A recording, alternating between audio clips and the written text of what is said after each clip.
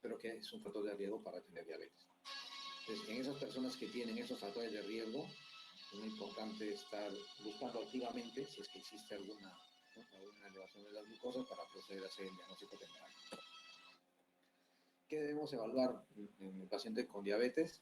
Al momento de la primera vez que se acerca el paciente a la consulta o la primera vez que lo entrevistamos, hacer una buena historia clínica, explorar el examen clínico y pedir pruebas de laboratorio. Ello va a permitir poder ver si existen otros factores de riesgo cardiovascular y también si es que hay lesiones en algunos órganos, ¿no?, blancos como riñones o retina, etc. ¿Qué se debe preguntar en la historia clínica del paciente? Pues muy importante indagar respecto a si existen síntomas de hiperglicemia, ¿no?, si tiene mucha sed, si ha orinado bastante, si ha perdido peso. Las clásicas 3 P's, ¿no?, poliuria, polidipsia y pérdida de peso, son los síntomas más característicos de hiperglicemia. Puede existir alguna otra P más, como prurito, como polifagia, ¿no?, pero los 3 más importantes son poliuria, polidipsia y pérdida de peso. Chequear cómo están sus resultados de análisis. Algunos pacientes ya tienen antecedente de haber estado hospitalizados por unas complicaciones como cetoacidosis o estado hiperosmolar hiperglicémico, lo que ellos muchas veces llaman como coma diabético, a pesar de no haber tenido trastorno de conciencia. Ver cómo ha estado el peso, la curva del peso, muchas veces por hiperglicemias sostenidas pierden peso.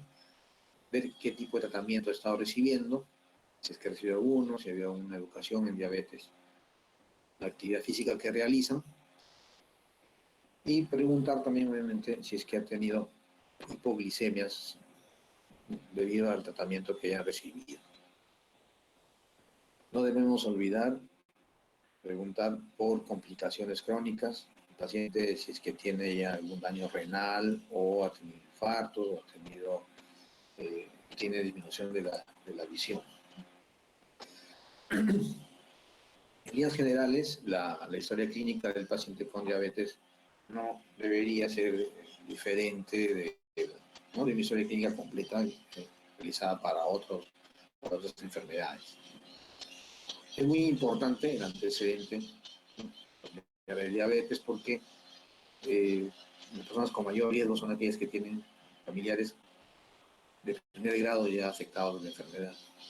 Ahora, el hecho de que no tengan enfermedades, pacientes, el hecho de que no tengan familiares que tengan el diagnóstico de la enfermedad, no los libra, ¿no? Hay gente que dice, yo no tengo nadie en mi familia que tenga diabetes, eso no lo está librando, simplemente el hecho de tener un familiar aumentaría más el riesgo, pero no es que no tenerlo los deja libres de riesgo, ¿no? Y al momento de examinar al paciente es sumamente importante ver el peso, la talla, para evaluar si existe sobrepeso u obesidad, la presión arterial también. Yendo a la parte del peso y la talla, ¿no?, el hacer diagnóstico de sobrepeso u obesidad va a permitir que el médico también, como el paciente, tracen metas de bajar de peso para ayudar a controlar la enfermedad. También se va a poder decidir alguna medicación en especial. Si es que hubiera exceso de peso, se puede usar alguna medicina que también contribuya a perder peso, o si es que el paciente ha perdido peso muy rápido, se puede también tomar alguna alternativa de medicación que ayude a recuperar algo del peso, ¿no? Debe tomarse la presión arterial, se debe evaluar cómo está, si hay signos de resistencia a la insulina en la piel, acatosis nígricas, por ejemplo, son una coloración oscura en zonas de pliegues como el cuello, la nuca, las axilas, o la ingle.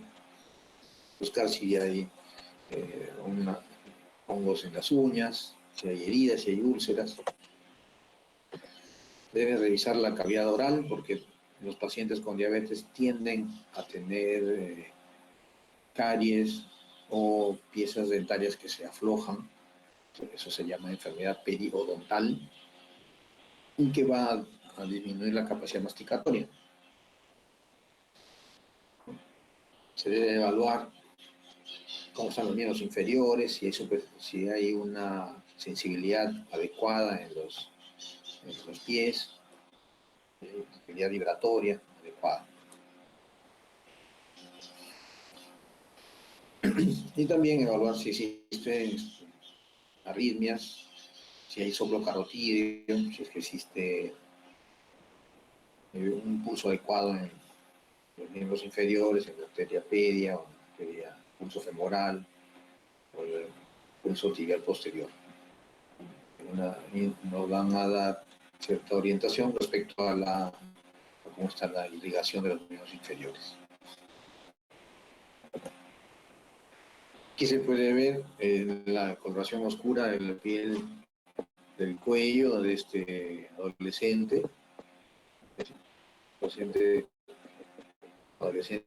de 15 años hizo el diagnóstico de diabetes, se ve oscuro tanto en la axila como en el cuello, y la obesidad a nivel troncal.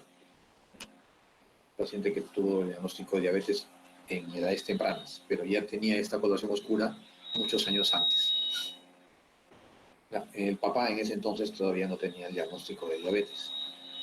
Entonces el papá, que es familiar de grado, después que se hizo el diagnóstico a su hijo, se le evaluó y ya tenía intolerancia a la glucosa. Posteriormente ya desarrolló diabetes. Y les mencionaba que la causa de muerte de los pacientes con diabetes principalmente no está ligado como causa directa, ¿no?, al daño del riñón, cáncer, pero más ligada a las consecuencias cardiovasculares. La enfermedad cardiovascular es la causa más frecuente de mortalidad en el paciente con diabetes. La glucosa alta por sí sola no es la causa, sino las complicaciones que esto conlleva a largo plazo. Entonces tenemos pacientes que están en diálisis, pacientes que tienen algún tipo de cáncer, pero de lejos, la enfermedad cardiovascular, tanto en varones como en mujeres, diabéticos tipo 1 o diabéticos tipo 2. La más frecuente es la cardiovascular.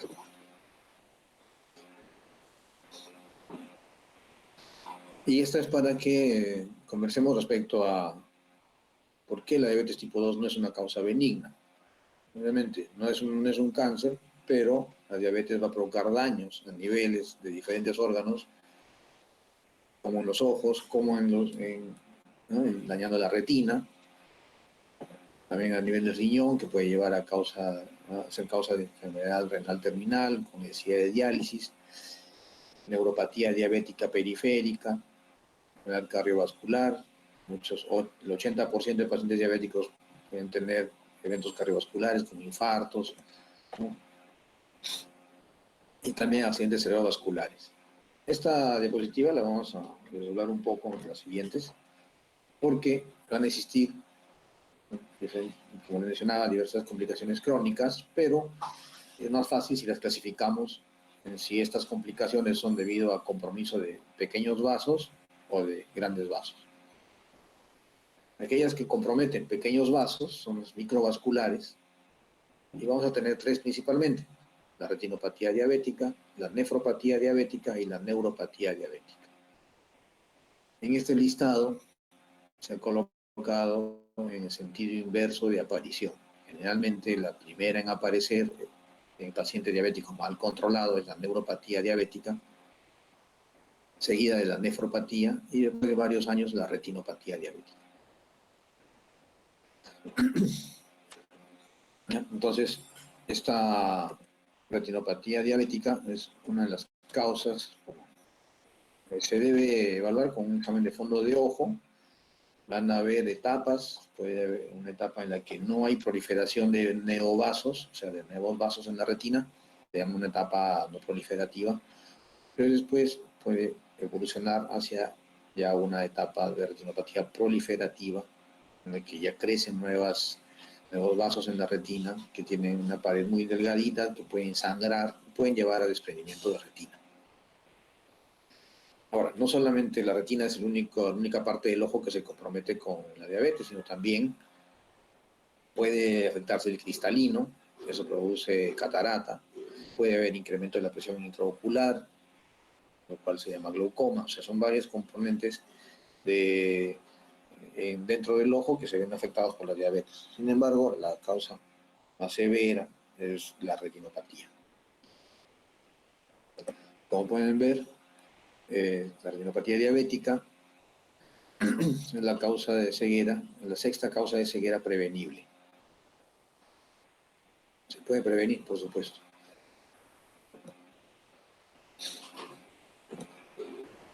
En cuanto a la enfermedad renal crónica, la diabetes es la causa más frecuente de los pacientes que están en diálisis. Pueden ver ahí la primera causa de enfermedad renal crónica y soporte dialítico, el 39%, casi 40% de los pacientes que están en diálisis tienen diabetes, y seguido del 24-25% que tienen hipertensión arterial. Son las dos causas más importantes. Tener diabetes mellitus también es la primera causa de tener microalbuminuria, lo cual ya indica cierto daño a nivel glomérulo y es un indicador de enfermedad endotelial, ¿no? Quiere decir esto que si se controlara adecuadamente la glucosa en etapas tempranas, se evitaría llegar a tener una renal crónica terminal, ¿no? se evitaría llegar a diálisis, con todo el costo que eso conlleva para las familias, para el paciente y para el sistema de salud. Uno de los signos ¿no? que nos orienta a que existe pérdida de proteínas en la orina es tener orina espumosa. Finalmente ya cuando la orina es espumosa, como ven en la fotografía, hay una gran cantidad de proteínas que se pierden. Sin embargo, en etapas más tempranas no se puede necesariamente ver. Entonces es importante. Y otra cosa que se ve cuando está más avanzado y ya la albuminuria es mucho más evidente, son los edemas. Edemas que dejan fovea. Esto está indicando que ya el compromiso es mucho mayor. ¿En cuánto tiempo llega un paciente con diabetes mal controlada a tener daño de riñón y esta enfermedad crónica? Pues entre 5 a 10 años después de un mal control de glucosas.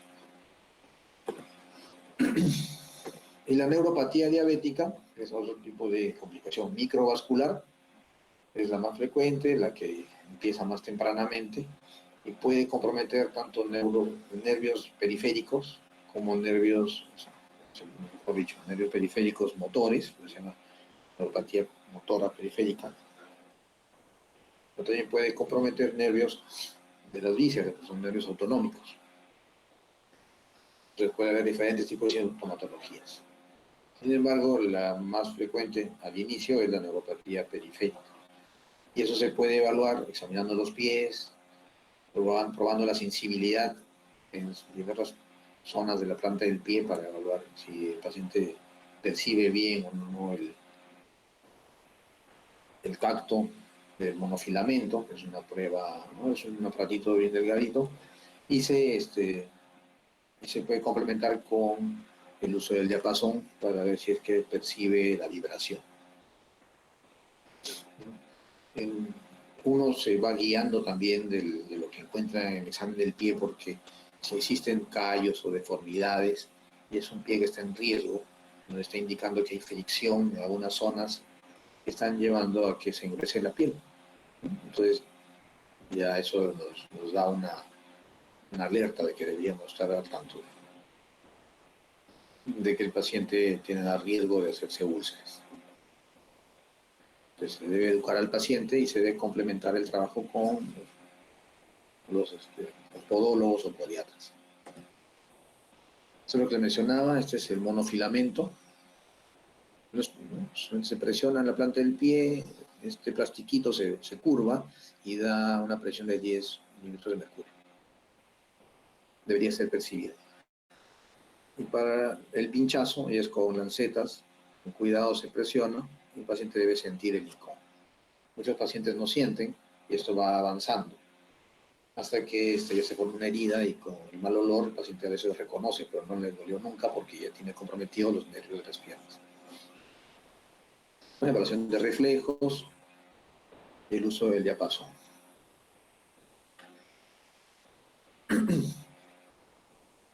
Las complicaciones macrovasculares también son tres, las más frecuentes. Macrovasculares porque comprometen vasos grandes. Tenemos enfermedad coronaria, o sea, en el corazón, enfermedad cerebrovascular o accidente cerebrovascular, que es la que va hacia el cerebro, los accidentes cerebrovasculares que pueden ser isquémicos o hemorrágicos, y la enfermedad vascular periférica, que también es muy frecuente y que va a provocar, en algunos casos, claudicación intermitente, que es un dolor al momento de hacer la actividad física en los miembros inferiores, que obliga al que el paciente entre en reposo y que luego del reposo se recupera. En el momento de hacer actividad nuevamente vuelve a doler, entonces se llama claudicación intermitente. Estas complicaciones de la diabetes macrovasculares están asociadas con mayor fuerza con dislipidemia y con hipertensión. Pero como más dislipidemia y depósito de grasa, de colesterol en placas ateromatosas de las grandes arterias, el corazón, cerebro y los inferiores.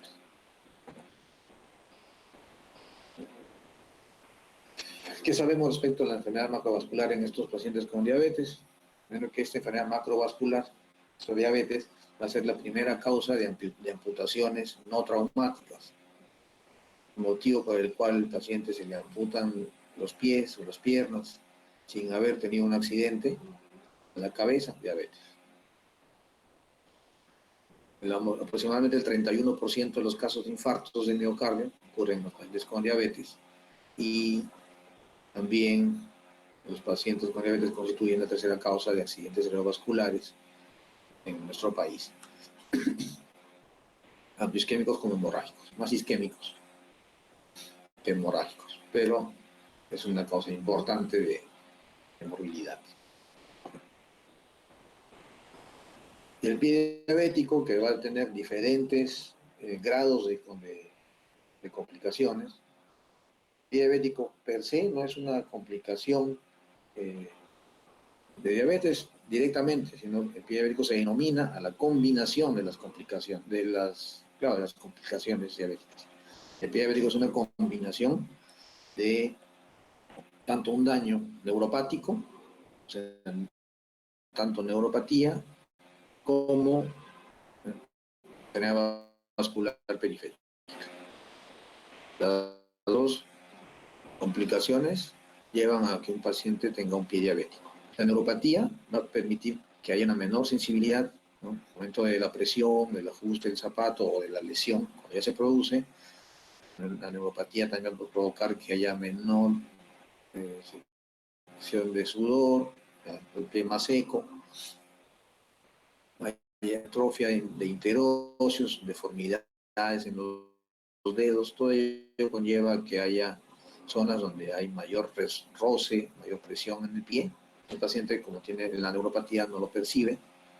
La enfermedad vascular periférica provoca que haya un menor flujo sanguíneo hacia los miembros inferiores, mayor riesgo de isquemia, y esto condicionado al trauma crónico del zapato o de la mala, o la deformidad de los dedos, perdón, van a llevar a que se produzcan úlceras, heridas que tienen una menor respuesta, ya sea une, que menor flujo. También hay una de los antibióticos en otro tratamiento, y sobre todo que el paciente se da cuenta después de un tiempo. Muchos pacientes no revisan sus pies diariamente en las noches y pueden tener heridas que no les ha provocado dolor, pero se pueden ya estar infectando. Entonces eso lleva a que haya una úlcera, y si esto progresa y compromete mucho más, termina en amputación. Entonces, como han podido ver, diabetes mellitus tiene diversas complicaciones a largo plazo que son consecuencias de la hiperglicemia sostenida debido a un mal control desde etapas iniciales. Me ahora del tiempo, voy a pasar la otra clase que es hipoglicemia, que es más corta, y vamos a hacer las preguntas al final. ¿Así? ¿Se me permite?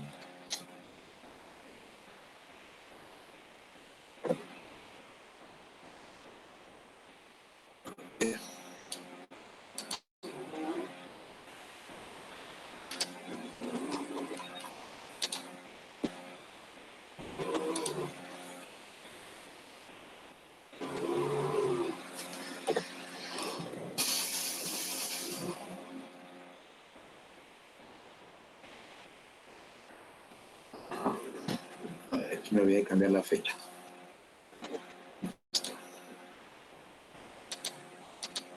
Hipoglicemia es un tópico que tiene mucho que ver con diabetes, pero no exclusivamente de ello, ¿no? Entonces, van a existir, sí, casos de hipoglicemia en pacientes que tienen diabetes debido al tratamiento, pero existen otras causas de hipoglicemia que deben ser investigados dentro del diagnóstico diferencial. En líneas generales, hipoglicemia se define como valores de glucosa por debajo de 50 miligramos por decilitro. Sin embargo, los síntomas no necesariamente se van a encontrar en esos valores, sino que se pueden encontrar desde valores por encima de 75 miligramos por decilitro, ya pueden existir algunas molestias.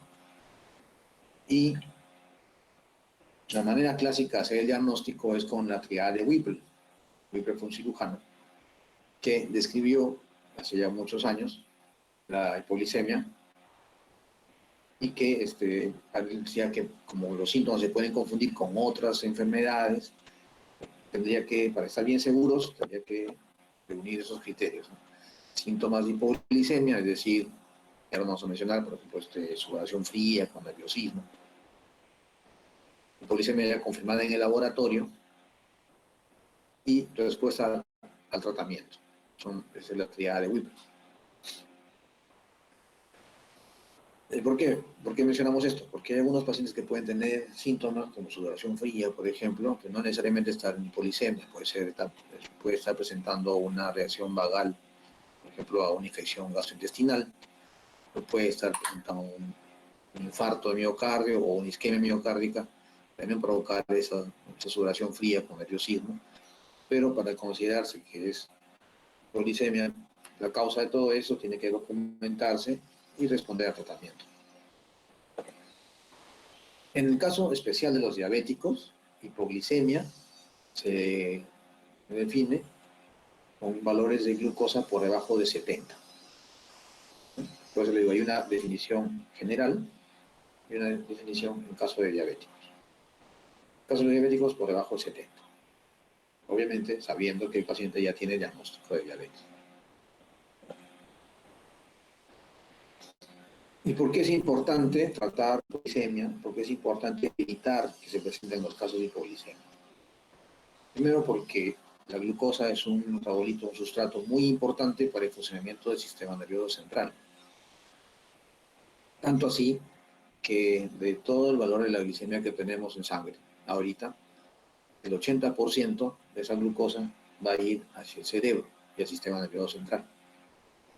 El 80%. Y para ingresar al sistema nervioso central, a las células del sistema nervioso central, esta glucosa no necesita de insulina. Es un pasaje rápido, ingresa al 100% independientemente del uso de insulina, el 80% se va al cerebro.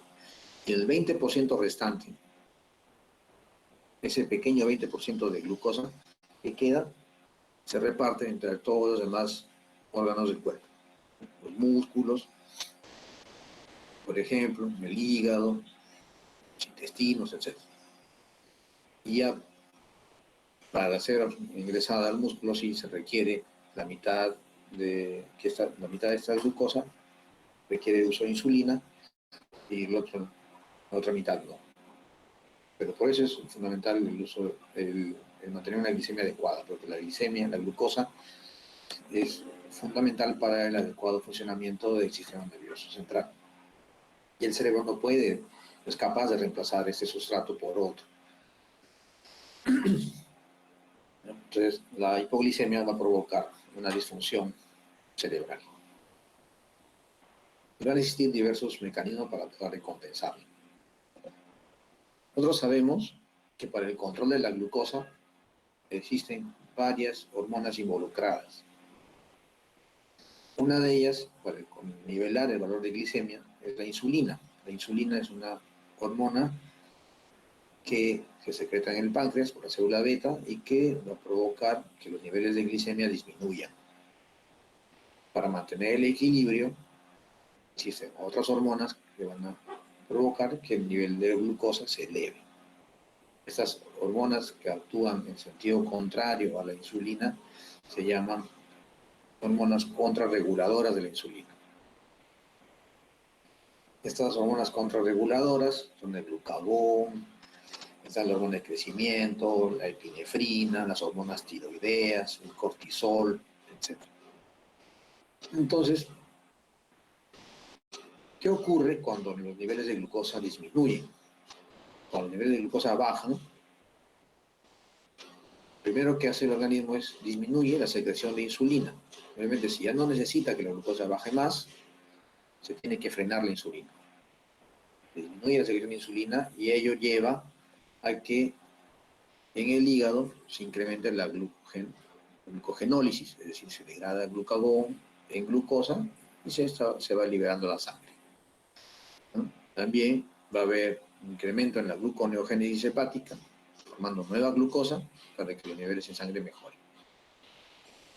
También se va a condicionar lipólisis y una menor captación muscular de glucosa, es decir, trato de que el hígado libere más glucosa hacia la sangre y también que disminuya la cantidad de glucosa que entra al músculo para que el nivel en sangre no baje más. Es el primer paso. Van a recordar, es una pregunta muy frecuente en exámenes tanto de la facultad como para el postulado accidentado, cuál es el primer efecto, el primer cambio en la en hormonal frente a la hipoglicemia, y primera respuesta hormonal frente a la hipoglicemia es el cese de secreción de insulina. Después de que ya cesa la secreción de insulina, va a secretarse las hormonas contrarreguladoras si es que el nivel de glucosa persiste en descenso. ¿Se secretan más glucagón? Sí. Perdón, una consulta. Es por eso que muchos pacientes a veces cuando Sí. tienen esos síntomas, por ejemplo, refieren que como hay como un tipo de fatiga o un cansancio, ¿sería por eso porque disminuye la captación de glucosa por los músculos? Claro, lo que pasa es que el nivel de glucosa, cuando comienza a bajar, primero se frena la secreción de insulina, ¿no es cierto? Van a haber síntomas, que los vamos a mencionar en una par de diapositivas, va a haber síntomas diferentes, tanto como consecuencia de la secreción de hormonas contrarreguladoras, como también por el nivel bajo de glucosa. Cuando el nivel de glucosa está más bajo, hay cansancio, fatiga, visión doble, puede haber tendencia al sueño, ¿no? Por el nivel de la glucosa. Pero antes que llegue a eso, primero hay una etapa en la que hay síntomas de nerviosismo, ansiedad por querer comer, que son consecuencia de la secreción de las hormonas contrarreguladoras. Pero el hecho de que la glucosa se entre al músculo, de todas maneras va a generar cansancio. El cansancio es un síntoma inespecífico, se puede ver en múltiples patologías. Ok, gracias, doctor. ¿Okay? Entonces les mencionaba, después que se frena la secreción de insulina, se comienza a secretar las otras hormonas contrarreguladoras, ¿no? Se secreta más glucagón, con eso se va a incrementar la degradación de glucógeno en el hígado, se facilita la formación de nueva glucosa también en el hígado, se liberan catecolaminas, adrenalina, por ejemplo, la secreción de hormona de crecimiento, y también se secreta más cortisol. Cortisol, como sabrán, es una hormona que se secreta en la glándula suprarrenal, la corteza suprarrenal. Y este cortisol también va a tener efectos aumentando la gluconeogénesis hepática, formando nueva glucosa para tratar de elevar los niveles de glicemia. Entonces, esto que normalmente debería ser un balance, cuando hay hipoglicemias, todo tiene que orientarse a aumentar el nivel de glucosa, a recuperar el nivel de glucosa, porque es importante para el funcionamiento de todo el organismo, pero principalmente del sistema nervioso central. A ver, si en la línea de abajo ustedes ven el valor de glucosa, de glicemia, ¿no? Van a ver también más o menos en qué valores se comienza a secretar las hormonas contrarreguladoras. Más o menos comienza en 70, se secreta glucagón, epinefrina, hormona de crecimiento. Si la glucosa sigue bajando, se secreta cortisol.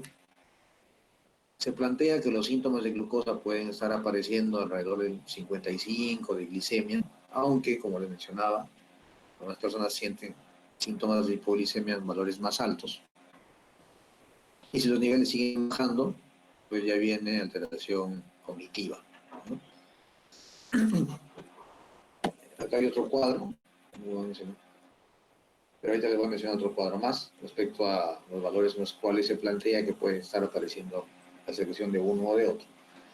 Pero ya el hecho de que la glucosa baje rápidamente, 10 a 15 puntos bruscamente, ya es suficiente para que el cuerpo frene la secreción de insulina, que viene a ser la primera respuesta hormonal frente a la hipoglicemia.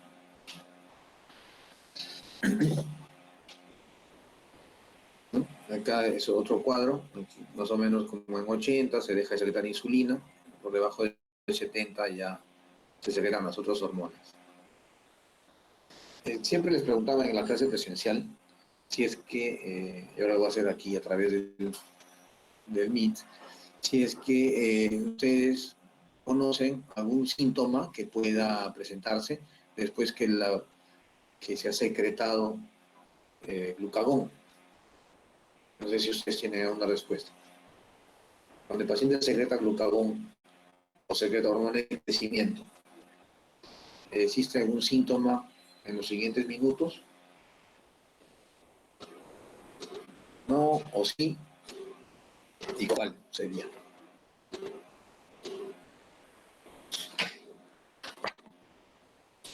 Hola, nadie se atreve a responder.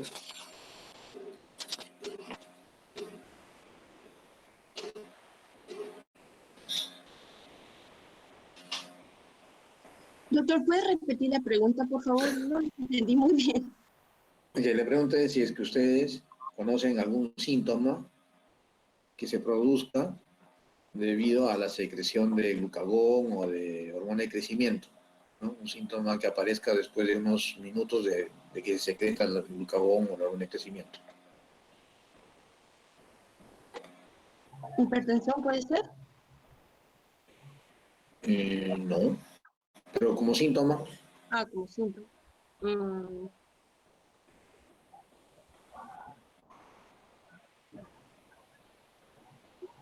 ¿Sed y hambre? pues no. La respuesta es no, no hay ningún síntoma que se perciba por la secreción aguda de glucagón o hormona de crecimiento, inclusive del cortisol, ¿no? La secreción de epinefrina sí va a provocar síntomas. Obviamente de palpitaciones, nerviosismo. Esa es de las hormonas contrarreguladoras la que va a provocar manifestaciones en los siguientes minutos. Y es por eso que el cuadro clínico de hipoglicemia se va a dividir en dos fases. El cuadro clínico va a tener una fase neurogénica y otra fase neuroglicopénica. Y cada fase va a tener manifestaciones que no siempre van a ser iguales en los diferentes pacientes. El cuadro clínico de la hipoglicemia se va a dividir. Es muy importante que recuerden eso, fase neurogénica y neuroglicopénica. La fase neurogénica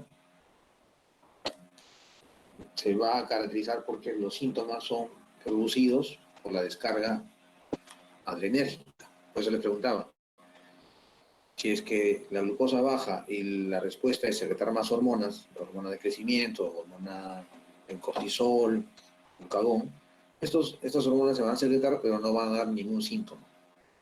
Pero cuando el paciente secreta ya, adrenalina, catecolaminas, sí van a percibirse los síntomas. Y es por esta descarga adrenérgica. Y esta fase inicial de la hipoglicemia, caracterizada por los síntomas adrenérgicos, va a permitir que el paciente se dé cuenta que está en hipoglicemia, va a permitir que el paciente se trate la hipoglicemia, ¿no? Porque está despierto, porque puede comer, etc. O puede pedir ayuda.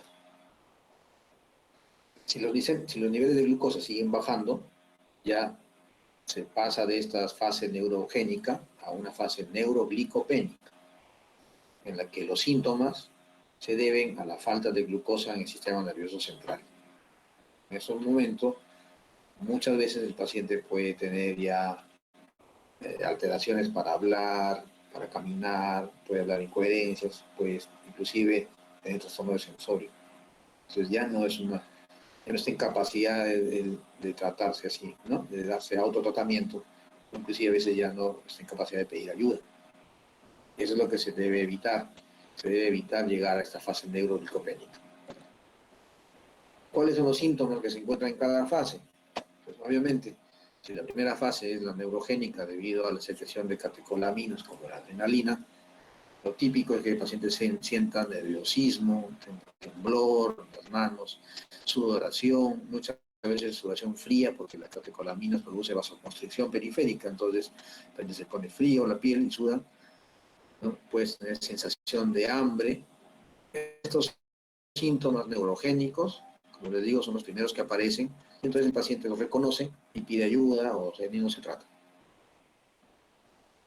Lamentablemente, conforme van pasando los días y el paciente tiene hipoglicemias así a repetición, esta fase neurogénica se va perdiendo, los síntomas se van diluyendo, ya no son tan notorios como al inicio, y entonces muchas veces el paciente no se da cuenta que ya está con la hipoglicemia, si es que la tiene repetidamente, y puede pasar a la siguiente fase neuroglicopénica mucho más rápido y no le permite tener el tiempo adecuado para pedir ayuda.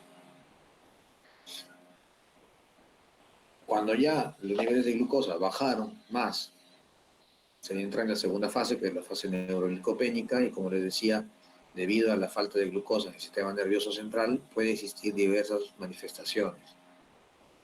Puede haber visión doble, visión borrosa, puede haber ataxia, dificultad para caminar, puede haber dificultad para hablar, puede hablar incoherencias, puede volverse agresivo el paciente, confusión, cansancio, puede haber ya trastorno de conciencia, inconsciencia, puede tener convulsiones. Entonces, todas estas consecuencias por falta de la glucosa en el sistema nervioso central.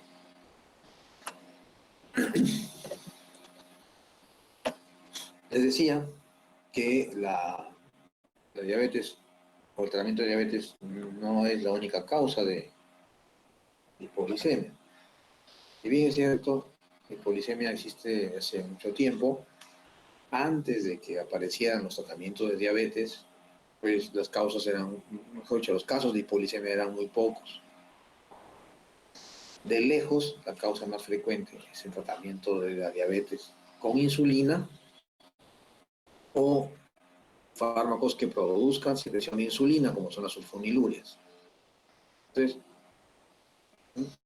es conveniente poder clasificar los diferentes desórdenes que generan hipoglicemia, ya sea si son hipoglicemias en ayunas o hipoglicemias sin ayuno. Cuando vemos pacientes con hipoglicemia en ayunas, es conveniente diferenciar si existe hiperinsulinismo o si es que no hay hiperinsulinismo. Es por eso que frente a un caso de hipoglicemia, muchas veces por el apuro se da el tratamiento, pero no se llega a hacer más análisis. Sin embargo, si los cuadros se repiten, es conveniente, y queda duda del diagnóstico, es conveniente tomar, en el momento de la hipoglicemia, tomar muestras para glucosa y para insulina. De esta manera se puede ¿cómo se llama saber si es que hay hiperinsulinismo o no. En el caso de los pacientes con hiperinsulinismo, en ayunas con hiperinsulinismo, como mencionaba, la causa más frecuente de lejos es el tratamiento de la diabetes. ¿Por qué? Porque el afán de querer bajar los niveles de glucosa y llevar a un buen control de diabetes, muchas veces nos pasa la mano y los niveles se pasan más de la cuenta, ¿no? Se bajan más de la cuenta. Entonces, efecto del tratamiento con insulina, o una sobredosis de sulfonilurea, o una dosis más alta de lo que requiere.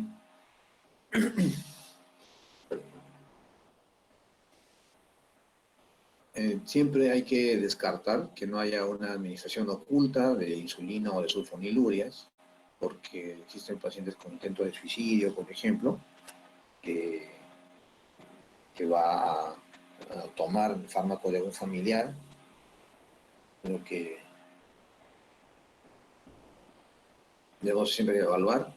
El paciente, sobre todo si es un paciente que no luce enfermo de otra cosa, no luce diabético, etc., y llega con hipoglicemia, se le encuentra que tiene insulina alta, es sospechar que puede haber sido una ingesta subrepticia de estos medicamentos. Van a existir casos de hipoglicemia autoinmune, en los que hay anticuerpos contra el receptor de insulina y activan este receptor, o por dicho, anticuerpos también que se pueden unir a la molécula de insulina, haciendo que su tiempo de vida media aumente en sangre y provocar descenso de los niveles de la glucosa. Hay hipoglicemia inducida por pentamidina, que es un tratamiento de homocitis carini, que es conocido, que también genera mayor secreción de insulina y puede provocar valores de glucosa más bajos. O tumores en la célula beta que produzcan mayor secreción de insulina y conlleven a hipoglicemias. Entonces, los tumores de célula beta pancreáticas más conocidos que producen hipoglicemia son los insulinomas. Esto de aquí es una causa de hipoglicemia con exceso de insulina en sangre, por eso se llama hiperinsulinismo. Si se acordarán de la balanza que puse al inicio, esta balanza en la que hay hormonas que suben la glucosa y hormonas que bajan la glucosa, pues podemos poner en el lado de la balanza donde hay más secreción de insulina esas causas que ven en la diapositiva. Pero también puede existir hipoglicemias, ya no por exceso de insulina, sino por falta de las otras hormonas, por deficiencia de las otras hormonas contrarreguladoras, o sea, las que estaban en el otro lado de la balanza. Ellas se catalogan como hipoglicemia en ayunas, pero sin hiperinsulinismo. No les di la insulina y está bien baja, entonces la causa de la hipoglicemia no es la insulina. ¿Y en qué caso se puede ver esto? Cuando hay, por ejemplo, disfunción hepática severa, insuficiencia hepática, y el hígado no tiene capacidad de liberar más glucosa, de sintetizar glucosa ni degradar glucógeno, entonces hay hipoglicemia, pero no hay insulina alta. La insuficiencia renal crónica también. ¿Por qué? Porque la insuficiencia renal crónica va a conllevar a que el riñón ya no tenga gluconeogénesis. Supone que el riñón también es un órgano que produce gluconeogénesis, formación de nueva glucosa. Entonces, el tener insuficiencia renal crónica conlleva a que el nivel de glucosa baje. Y además, en el caso de pacientes con insuficiencia renal crónica, el tiempo de vida media de la insulina se ve prolongado. Entonces puede ser que el nivel de insulina sea muy bajo, pero el tiempo que está haciendo efecto es mayor. Eso también condiciona hipoglicemia. Un ayuno prolongado, principalmente eso se ve en niños. Otra causa es que falte cortisol, hipocortisolismo, se ve en insuficiencia suprarrenal. Insuficiencia suprarrenal puede conllevar a hipoglicemia. deficiencia de otras hormonas contrarreguladoras, por ejemplo, deficiencia de hormona de crecimiento.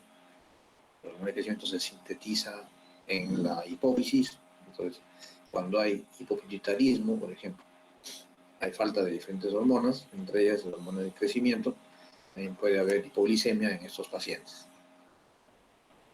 En el caso del hipotiroidismo también se asocia con niveles más bajos de glucosa, porque las hormonas tiroideas tienden a sensibilizar más a los tejidos periféricos frente a las catecolaminas. Entonces, al haber deficiencia de hormona tiroidea, también hay mayor chance de hipoglicemia. El uso de alcohol, el alcoholismo va a provocar también daño hepático, interferir con la vía de la síntesis de las glucosas. En el hígado también conlleva a hipoglicemia. Tumores no pancreáticos, o sea, tumores de otros órganos que producen algunas moléculas que llevan a hipoglicemia sin ser culpa de la insulina. Entonces, los pancreáticos llevan a hipoglicemia en ayunas sin hiperinsulinismo. Errores innatos de metabolismo, como recién nacidos, alteraciones enzimáticas que tienen que ver con la síntesis de la glucosa, metabolismo de la fructosa, etc. Y van a conllevar a tener hipoglicemia. Y van a haber hipoglicemias sin ayunas, o sea, puede ser después inclusive de los alimentos, ¿no? Hipoglicemia alimentaria o funcional, que tiene que ver con un efecto debido al vaciamiento brusco del estómago, ¿no? Que puede verse también en aquellos pacientes que han sido operados de cirugía bariátrica, porque se ha bypaseado mucho trayecto de intestino, entonces puede haber una llegada brusca del alimento al tubo digestivo, en mala absorción, entonces puede conllevar hipoglicemias sin ayunas. Diabetes oculta es una... ¿Qué quiere decir diabetes oculta? Que simplemente es un paciente que tiene diabetes en las fases iniciales y no sabe. Esto es debido a que en las fases iniciales de diabetes va a haber un retraso en la secreción de insulina después de los alimentos. Entonces, el pico de insulina que debería darse a la hora y media después de la ingesta del alimento, se puede retrasar y recién presentarse después de 2 horas o 3 horas cuando ya el nivel de glucosa bajó. Entonces, retraso en la secreción del pico de secreción de insulina puede provocar un bajón de glucosa después de unas horas de ingerir el alimento.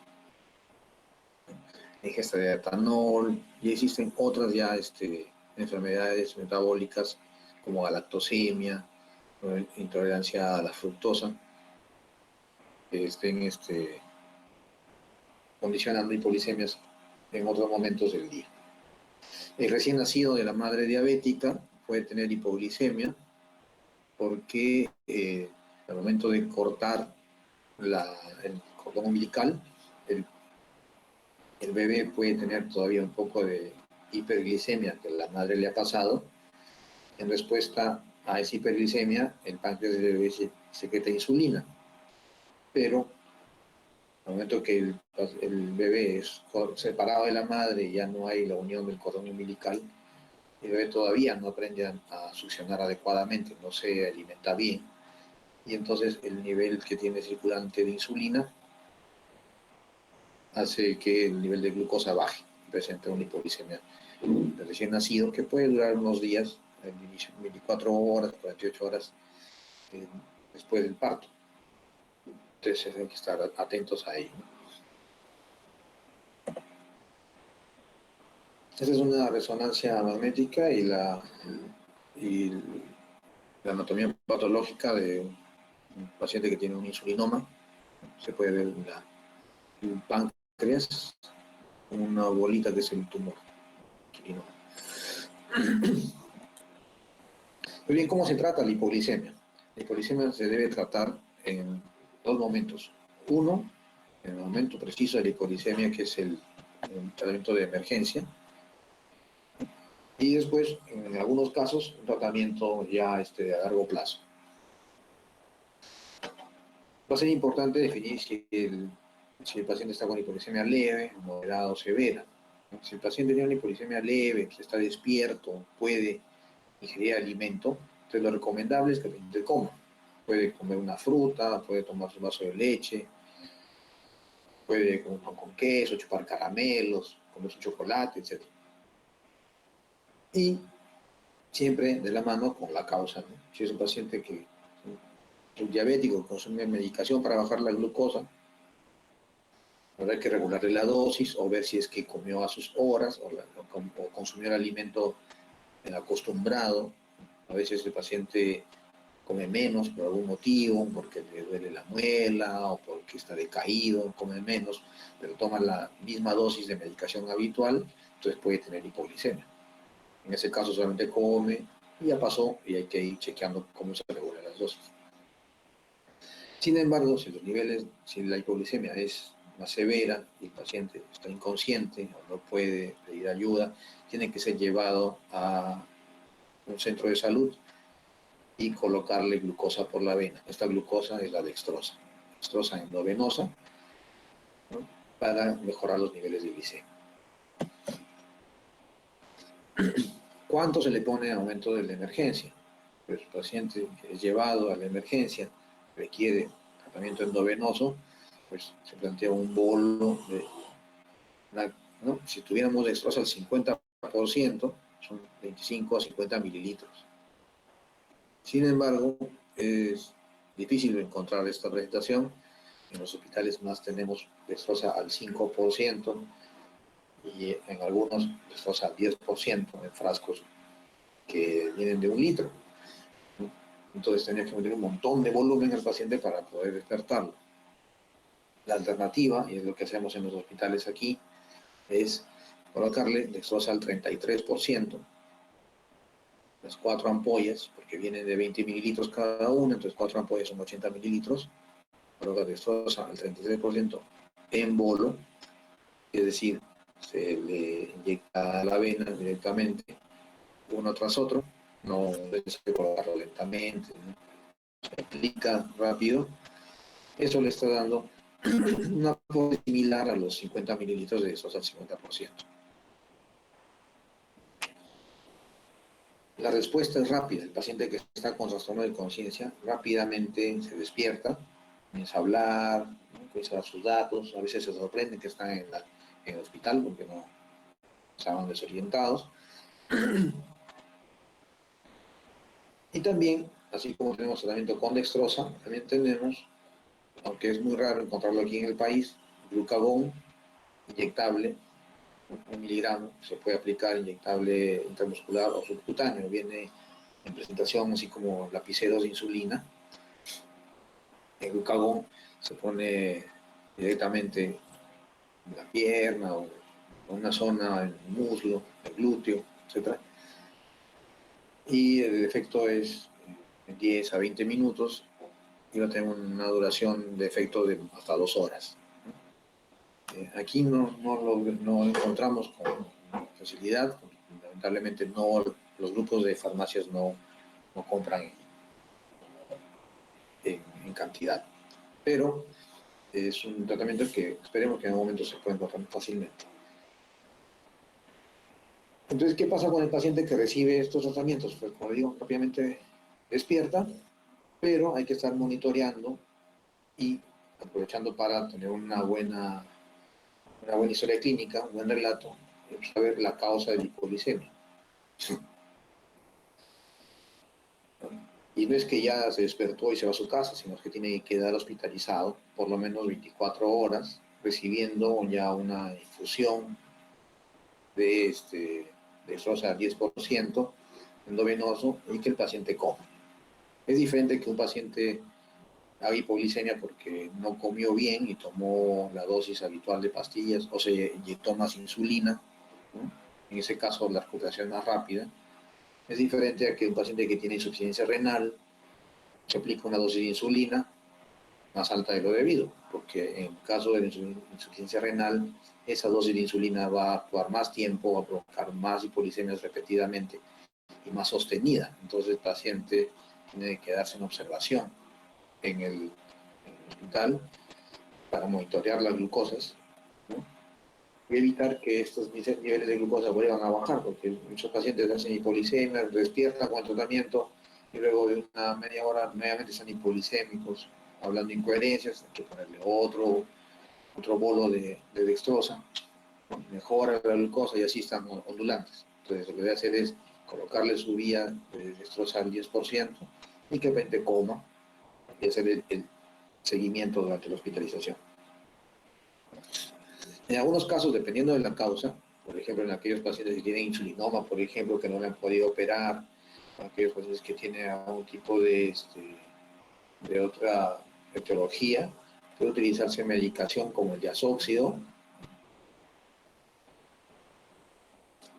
que muchas veces como produce retención de sodio, se le asocia uso de tiazidas para compensar esta retención de sodio. Se puede utilizar el verapamilo. El verapamilo es un bloqueador de canales de calcio. El calcio dentro del páncreas va a ser importante, un cofactor importante para la secreción de la insulina. Entonces, el bloqueador de canales de calcio va a inhibir un poco la secreción de insulina por parte de algunas células tumorales, en el caso de los insulinomas. Y también se puede utilizar el eutriótide, que es un análogo de somatostatina, muchas veces utilizado en el tratamiento de la acromegalia, por ejemplo. Sin embargo, la efectividad del eutriótide a nivel de páncreas, a nivel de tratamiento de hipoglicemia, es un poco menor el efecto que en la hipófisis, ¿no? La afinidad por el receptor de la célula beta es menor que por las células hipofisiarias. Pero para eso ya tiene que evaluarse bien, ¿no?, cuál es la causa específica de la hipoglicemia. Sin temor a equivocarme, les puedo decir que si ustedes piensan en lo más frecuente que es el uso de fármacos polisemiantes, si ustedes piensan en lo más frecuente, también con más frecuencia van a acertar en el diagnóstico. Entonces, no debe descartarse, así no exista una historia de ingesta de fármacos hipolisemiantes, no debe descartarse esta, debe investigarse más. Ejemplos de ellos son pacientes que han tomado medicación con intento o gesto suicida, personas que tienen un familiar diabético en casa, que se han equivocado en tomar la pastilla, porque se parece mucho la cajita, la presentación, el blister, las letras, etcétera, se parecen mucho, y en lugar de tomar el captopril, tomaron glibenclamida, por ejemplo, que es una sulfonilurea. Entonces, se tiene que investigar bien para evitar un error en el diagnóstico. El paciente, por ejemplo, que tiene insulinoma, una secreción de insulina alta de muchos años, típicamente va ganando peso, es un paciente gordito que tiene oscurecimiento de la piel del cuello, de la nuca o de las axilas. Este paciente, pensar en un insulinoma, en una persona delgada que no tiene síntomas, pero no tiene signos de hiperinsulinismo, aleja un poco, ¿no? No cuadra bien. Entonces, siempre orientarse en el caso de los más frecuentes, pues también con más frecuencia se puede aceptar. Y si no se acierta, se sigue buscando con otras causas ya más alejadas. En esa ha sido la clase de hipoglicemia. Entonces ahora sí podríamos abrir la ronda de preguntas. Todavía nos quedan unos 5 minutos. Doc, Sí. ¿hay un tiempo más o menos que se conozca de que los pacientes pasen de la fase neurogénica a la fase neuroglicopénica? Ok. No hay un tiempo determinado. Va a depender de cuál es la causa. Si es una megadosis de insulina, entonces el bajón va a ser más rápido, ¿no? Entonces el tiempo de la fase neurogénica va a ser muy, muy corto. Pero lo que sí es importante es saber que si es que va perdiendo esa fase neurogénica y pasa más rápido a la neuroglicopénica, ¿no? Por ejemplo, un paciente que tiene hipoglicemias varios días seguidos, pero leve y no se da cuenta, puede pasar más rápido a la fase neuroglicopénica. Pero una vez que el paciente mejora sus niveles de glucosa, ¿no?, Ya al cabo de 2 semanas después que sus niveles de glucosa han mejorado, esa fase neurogénica se recupera. Y entonces le va a servir para la siguiente vez ya nuevamente le va a estar avisando que su glucosa está bajando. Y el paciente antes de ingresar a la fase neuroglicopénica puede presentar algún cuadro de cetoacidosis compensatoria. Antes de entrar a la fase neuroglicopénica, o sea, al inicio va a tratar de hacer lipólisis, va a tratar de generar sacar sustratos de todos lados. Puede haber cetosis, sí, y sobre todo en ayuno prolongado o cuando hay ingesta de salicilatos, por ejemplo. Sí, pues, la diferencia va a ser, para diferenciarla de una situación diabética, es justamente el valor de glucosa. Chévere, doc, gracias.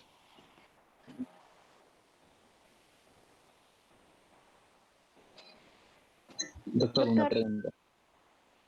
Sí, Diana o Dante, ¿quién me pregunta?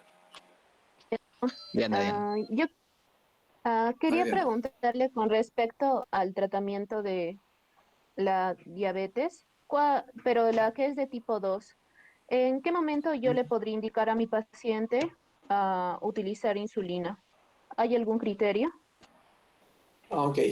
No indagué, o sea, no ahondé en la parte de tratamiento de diabetes, pero porque lo vamos a ver más adelante en el curso de diabetes. Pero sí, el diabético tipo 2 puede llegar a usar insulina. En algunos casos es definitivo para siempre, cuando ya hay fracaso al uso de otras pastillas. O sea, se usa metformina en dosis tope, con sulfonilurias en dosis tope, ¿no? Y se ve que los niveles de glucosa no bajan, pues ya se pasa a insulina.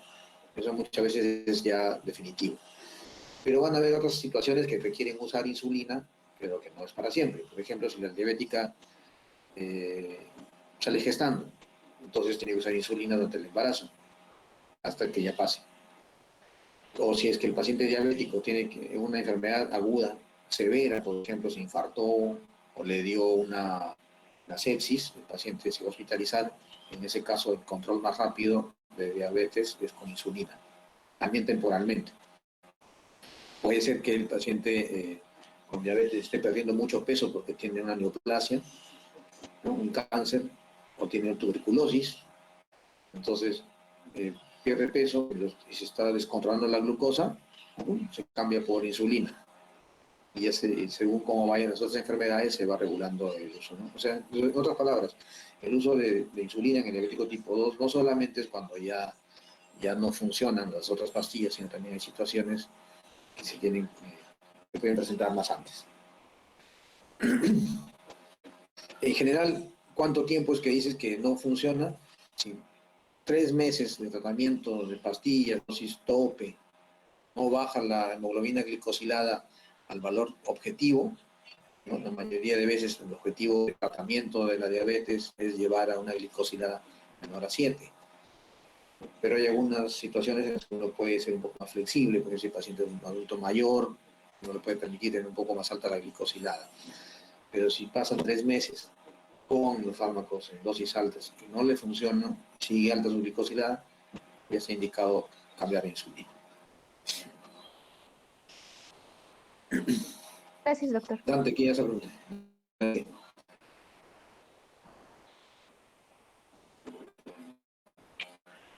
Dante, ¿ibas a preguntar algo?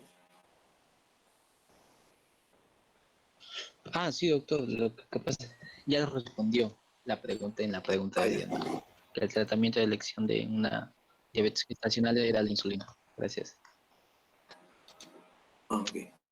Sí, sí, el tratamiento de elección. Por aquí vi un mensajito que apareció y se desapareció, que mencionaba algo respecto a si es que por el trastorno de conciencia era lo que determinaba si era una hipoglicemia severa. La hipoglicemia severa se va a definir como la incapacidad del paciente de poder tratarse. Es decir, puede estar despierto, pero incapaz de tratarse, requiere ayuda de otras personas. ¿no? Por ejemplo, un paciente puede estar despierto, pero está confundido, no entiende, está agitado. En realidad se va a tratar de su poliglicemia, entonces requiere apoyo de otra persona. Ahora está despierto, pero ya se considera severo. Doctor, en ese caso, por ejemplo, quando o paciente é incapaz de tratar-se e necessita uma ajuda, o ideal é que essa pessoa lhe pode dar um líquido açucarado. Claro, não sei se o paciente está em condições orales, não, enfim, de que pueda ter algo na boca. Pero se não, por exemplo, se é um paciente quizás que está, não sei, convulsionando com algo que não pode tragar nada, e quizás se vai demorar um pouco a llevar hasta um estabelecimento de saúde. Que se poderia ser nesse caso? Convulsionando está bien difícil porque ya ahí sí no le vas a poder administrar nada, ¿no? en la boca, pero si no convulsiona y, por ejemplo, está somnoliento, ¿sí? Se le puede mojar los labios con agua azucarada, se le puede poner un poco de caramelo diluido o azúcar pura en la boca para que vaya absorbiendo, ¿no? lo que se pueda para ir tratando. Eso se puede. Pero si está convulsionado, si no puedes poner nada porque te pueden morder. O sea, muerde y queda ahí puede volar el dedo, entonces es mucho más complicado. Pero si no convulsiona y está solamente con trastorno sensorio, mientras que es trasladado, se puede colocar en la boca azúcar o mojar los labios con agua azúcar. Graças a Deus. Aquí.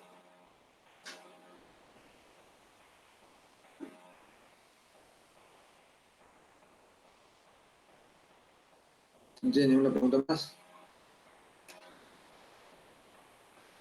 Bueno, en el curso de No, doc. diabetes que se lleva unos meses más adelante, sí se va a tener clases de complicaciones, una por una, fármacos, tratamientos, los tipos de diabetes en cada uno de las clases. Entonces ahí se va a ahondar mucho más. Será una clase introductoria, pero que es útil para tener una idea global de cómo es la enfermedad. Bien, chicos, entonces si no hay más preguntas, ya nos estaríamos viendo la próxima semana. Muchas gracias, doctor. Dios lo bendiga. Gracias, Doc. Igualmente, bendiciones. Gracias. Espero que ustedes, Gracias, doctor. espero que ustedes y sus Gracias, familias doctor. se encuentren bien. Ok, doctor, muchas gracias. Hasta luego. Gracias, Doc. De nada.